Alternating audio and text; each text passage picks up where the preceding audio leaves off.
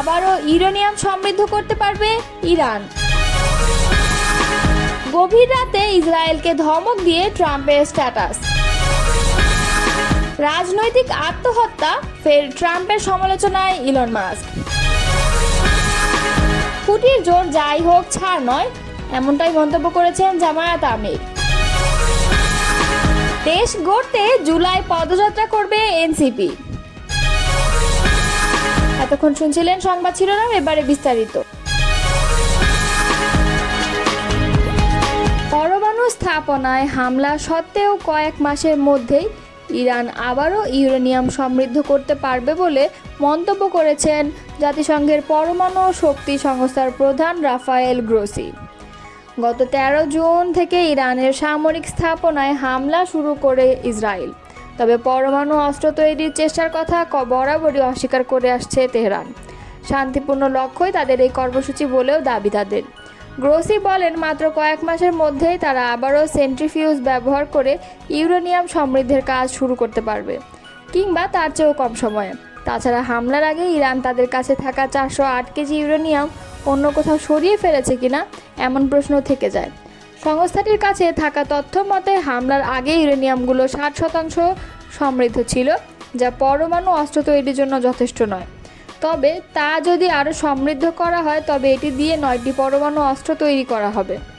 ইউরেনিয়ামের অবস্থান সম্পর্কে জানতে চাইলে গ্রোসি জানান, এই ব্যাপারে তার কাছে কোনো তথ্য নেই, হয়তো কিছু আছে অথবা ধ্বংসপ্রাপ্ত। তিনি বলেন, আমাদের সেখানকার অবস্থা সম্পর্কে আমাদের নিশ্চিত হওয়া প্রয়োজন।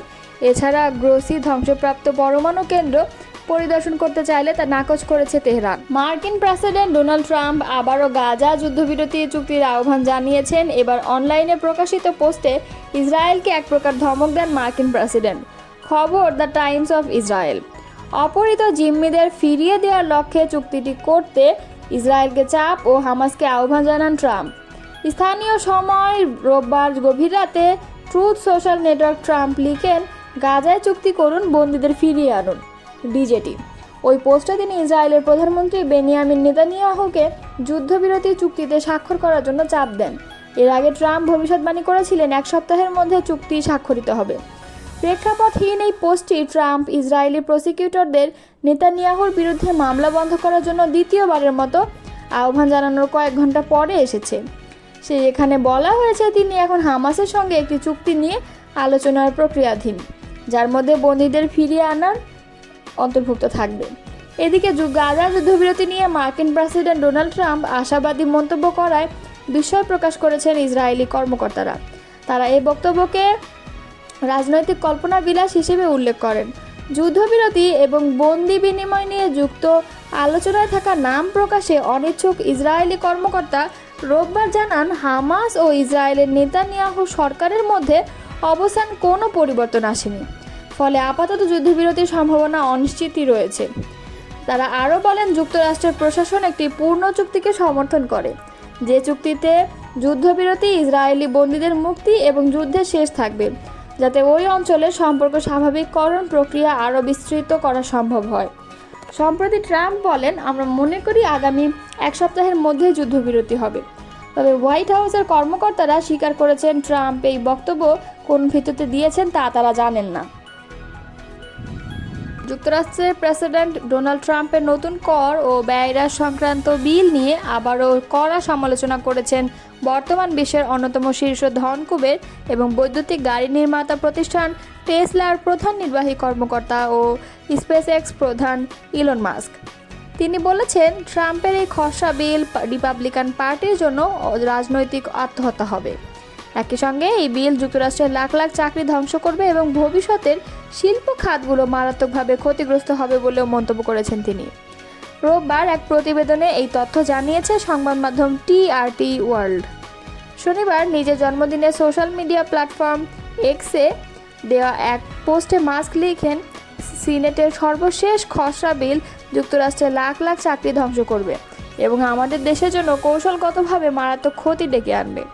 এটি অতীতের শিল্পগুলোকে প্রণোদনা দিচ্ছে, কিন্তু ভবিষ্যতের শিল্পগুলোকে ব্যাপকভাবে ক্ষতিগ্রস্ত করছে। তিনি আরও বলেন, এই বিল রিপাবলিকান পার্টির জন্য রাজনৈতিক আত্মহত্যা হবে।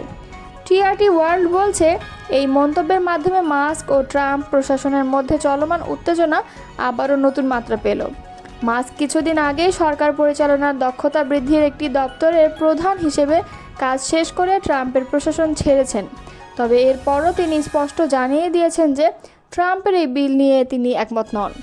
প্রায় 1000 পৃষ্ঠার এই খসড়া বিল নিয়ে সিনেটররা এখনও আলোচনা চালিয়ে যাচ্ছেন। ট্রাম্প চান বিলটি 4 জুলাইয়ের মধ্যে পাশ করানো হোক, কিন্তু অনেক রিপাবলিকান সদস্য এর মধ্যে থাকা বিপুল ব্যয়ের বিষয় ও ছাড়ের যৌক্তিকতা নিয়ে চিন্তিত। প্রেসিডেন্ট ট্রাম্প বিলটিকে বড় সুন্দর বললেও মাস্ক আগেই একে ঘুষখোরদের বিল এবং জঘন্য অপমানজনক উদ্যোগ বলে আখ্যা দেন। এক পর্যায়ে তিনি বলেন, যারা এই বিলের পক্ষে ভোট দিয়েছেন আপনারা জানেন আপনারা ভুল করছেন, লজ্জা হওয়া উচিত। প্রসঙ্গত, একসময় ট্রাম্পের ঘনিষ্ঠ মিত্র ছিলেন মাস্ক, কিন্তু বিল পাশের প্রক্রিয়ায় মাস্কের বিরোধিতা তীব্র হয় এবং তিনি এমনকি ইঙ্গিত দেন তিনি ট্রাম্পের বিরুদ্ধে বিতর্কিত যৌন কেলেঙ্কারির প্রমাণ ফাঁস করতে পারেন, যদিও কোনো নির্দিষ্ট প্রমাণ দেননি তিনি।